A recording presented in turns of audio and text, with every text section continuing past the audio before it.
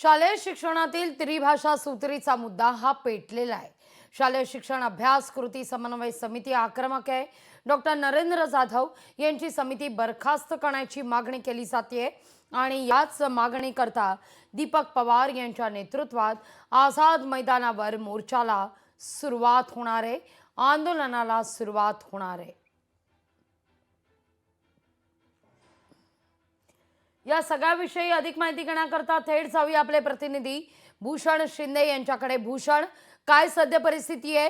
10 वाजता खरं तर आंदोलन सुरू होणार होतं, आता नेमकं काय घडतंय?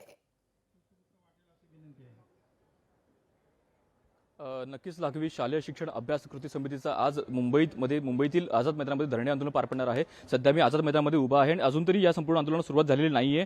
अनेक त्यांचे कार्यकर्ते, अनेक त्यांचे आंदोलक इथं अजून येणं बाकी आहे। आज मुंबईमध्ये अनेक ठिकाणी पाऊस सुद्धा आहे, त्यामुळे काहीसा विलंब या संपूर्ण आंदोलनाला लागत आहे। त्यामुळे साधारण अजूनही तासभर या संपूर्ण आंदोलन लागू शकतो आणि स्वतः शिवसेना ठाकरे पक्षाचे पक्षप्रमुख उद्धव ठाकरे इथे स्वतः येणार आहेत आणि संपूर्ण आंदोलनाला पाठिंबा देणार आहेत। यांची प्रमुख मागणी हीच आहे की डॉक्टर नरेंद्र जाधव यांची जी समिती स्थापन केली आहे ती समिती बरखास्त करावी आणि त्रिभाषा सूत्री जे लागू केलेलं आहे ते संपूर्ण त्याचा जो अंदाज आहे किंवा ते संपूर्ण जो सूत्र आहे ते सूत्र कोणत्याही प्रकारे लागू करू नये अशा प्रकारची प्रमुख मागणी आहे। त्यामुळे संपूर्ण गोष्टीचा तीव्र विरोध आज इथं केला जाणार आहे आणि साधारण तासाभराने इथं अनेक कार्यकर्ते, अनेक आंदोलक जमा होणार आहेत। स्वतः शिवसेना ठाकरे पक्षाचे पक्षप्रमुख उद्धव ठाकरे येणार आहेत। त्यामुळे आज नेमकं भाषणामध्ये उद्धव ठाकरे नेमकं काय मुद्दे मांडतात किंवा एकंदर पवार जे ज्यांच्या मार्फत हे आंदोलन होत आहे त्यामुळे पवार नेमकं काय मुद्दे मांडतात ते पाहणं अत्यंत महत्त्वाचं असणार आहे। त्यामुळे या आंदोलन अजूनही तासभरचा विलंब लागणार आहे आणि हे आंदोलन अगदी थोड्या वेळात सुरू होईल अशा प्रकारे देखील अंदाज इथे व्यक्त केला जात आहे।